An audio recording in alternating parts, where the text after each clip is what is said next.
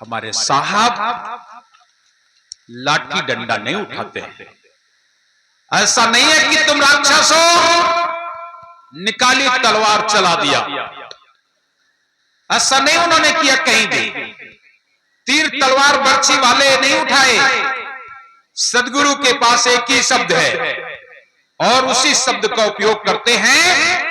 सदगुरु मारा खींच के शब्द सुरंगी बाण, अब मेरा मारा फिर जीवे तो हाथ न गहो कमान।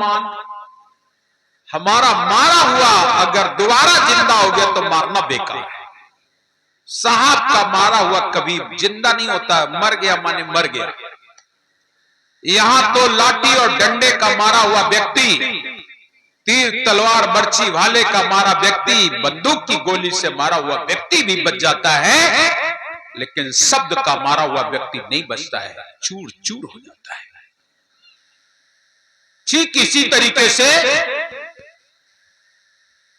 एक बादशाह था जिसका नाम इब्राहिम, बहुत अन्यायी था, बहुत अन्यायी। उसको भी साहब ने समझाने का प्रयास किया और एक बार नहीं समझाया, 17 बार समझाया। और 17 बार में एक ऐसी घटना है हृदय को विदीर्ण कर लेने वाली। इतने बड़े राक्षस जैसे महाराज बादशाह, देखिए हमारे साहब कैसे उद्धार कर देते हैं।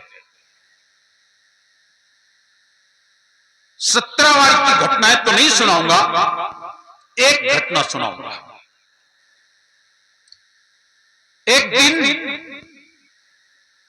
इब्राहिम को समझाते समझाते बहुत समय बीत गया, आज इसको समझा देना चाहिए। सदगुरु वहां पहुंचे और जा करके दासी का वेश बनाया। देखिए हमारे साहब को दासी का वेश बनाया और जा करके राजा के पलंग को सजाया।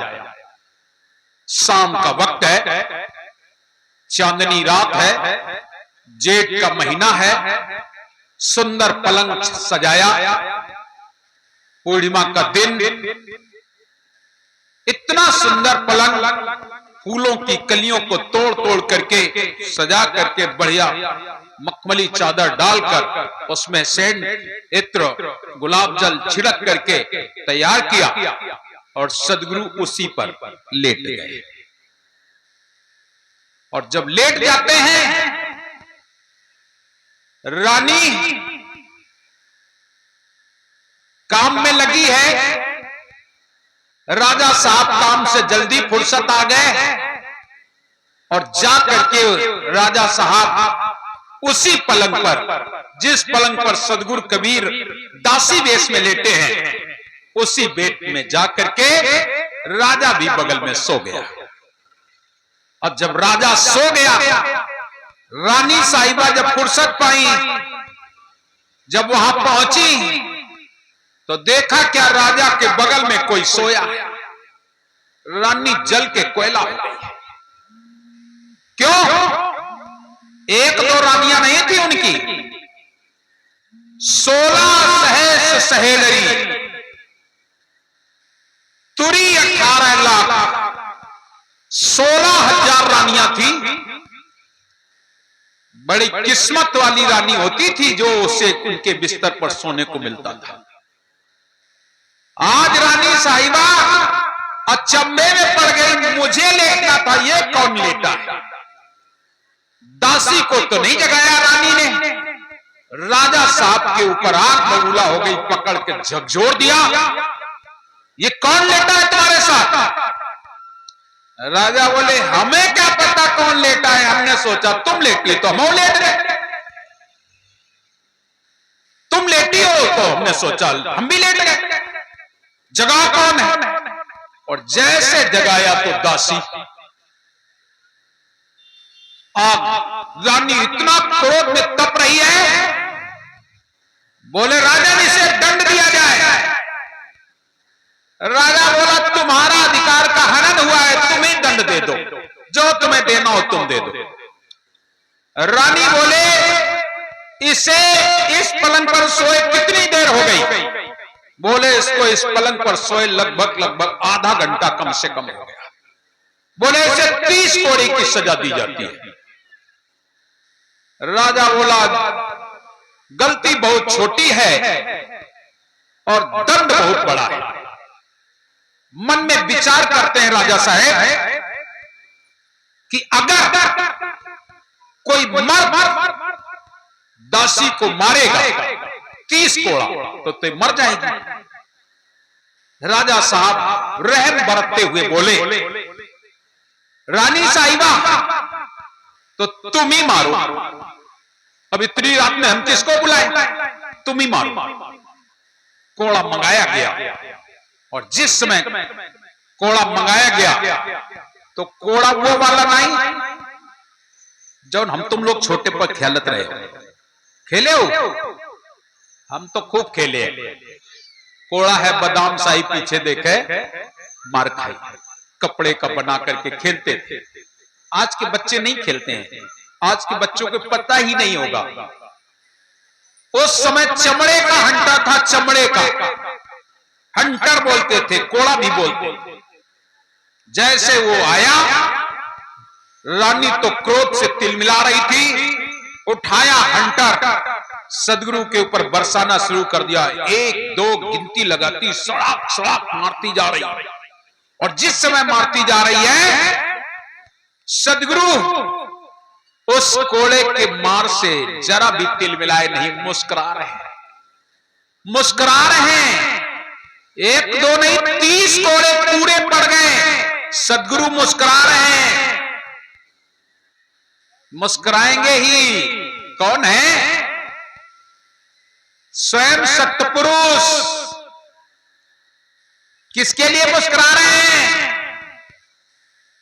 एक छोटा सा बच्चा तुम्हारे गोद में खेलता हो, फिर तुम्हें झड़ाक से मारे, अच्छा बताओ तुम मुस्कुराओगी कि डांटोगी?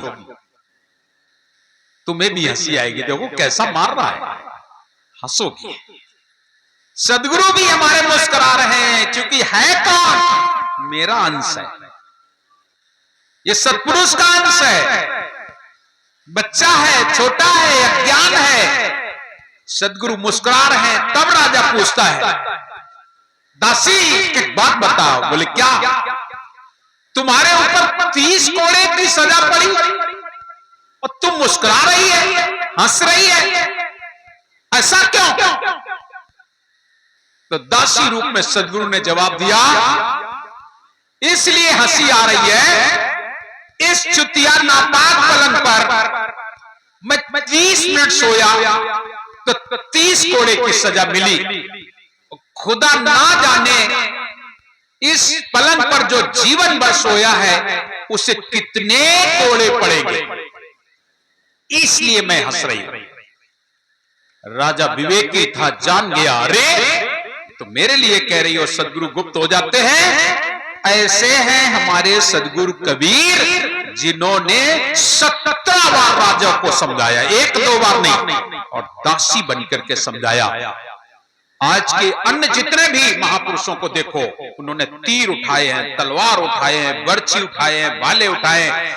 जहां भी दुष्ट अन्याय देखे उड़ा दिया उनको, मार दिया गया उनको। लेकिन सदगुरु कबीर साहब ने किसी को मारा नहीं है।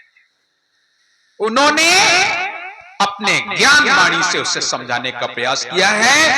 वो है हमारे सदगुरु कबीर। उन्हें हम सत्य पुरुष कहते हैं, क्योंकि एक माता अपने बच्चों को मारती नहीं है। मारती है क्या? जब तक बच्चा गोद में होता है कितने अन्याय करता है, सामान पटक देता है, तमाम सामान तोड़ देता है। इन माताओं से पूछो, छोटे छोटे बच्चे कहो पानी पा गए तो पानी फैला दिया, आटा खाया तो आटा ही फैला दिया, बनी हुई दाल रखी थी उसी को पलट दिया। करते हैं ना बच्चे छोटे छोटे? क्यों भाई? ये माताएं फिर उसको कूटती हैं अच्छे ढंग से क्या? तीर तलवार मार देती है क्या? इनको हटा देती है बच्चों को? जितना बदमाशी करते हैं बच्चे, माँ उतना ही प्यार करती है। बड़ा चंचल हो गया साहब, है जरा सा लेकिन बैठता नहीं एक मिनट। देखो ये कर रहा है, वो कर रहा है, तुम्हें मार भी रहा है, काट भी रहा है, बाल भी खींचता है, लेकिन माँ कभी अपने बच्चे को गोद से उतारती है क्या? कभी भी माँ अपने बच्चे को गोद से नहीं उतारती है। ऐसे ही हमारे सदगुरु कबीर हैं, वो सत्य पुरुष हैं। इस जीव को कभी वो मार नहीं सकते हैं, वो कभी इसे त्रास नहीं दे सकते हैं, कष्ट नहीं देते हैं। और आज तक के इतिहास में सतयुग, त्रेता, द्वापर, कलयुग, चारों युग में साहब का आगमन हुआ। आपने कहीं सुना कि किसी को मारा है? बल्कि मरते हुए को उबारा है। कमाल और कमाली को जीवन दान दे दिया है। सिकंदर बादशाह जो जलन की बीमारी से पड़ा जल रहा था, उसको शांत शांत कह करके उसकी जलन की बीमारी मिटा दिया। एक नहीं कितनी घटनाएं मैं तुम्हें बताऊं। हम अपने सदगुरु कबीर की महिमा का गुणान बात नहीं कर सकते। वो है सदगुरु कबीर, वो कोई साधारण अवतार नहीं थे, वो कोई साधारण संत नहीं थे, वो कोई गृहस्थ नहीं थे, वो स्वयं सत्य पुरुष हैं, सत्य पुरुष। इसलिए मैं आपको बता रहा हूं कि अन्य जो महापुरुष हुए हैं, इनके आने का कारण यही है। उन्होंने जरूर हथियार उठाए हैं, मारा है, लेकिन सदगुरु कबीर साहब हमेशा तुम्हें भी पाठ पढ़ाते हैं, दया करो, धर्म को पालो, जग से रहे उदासी, और अपना सा जीव सबको जाने ताई मिले अविनाशी।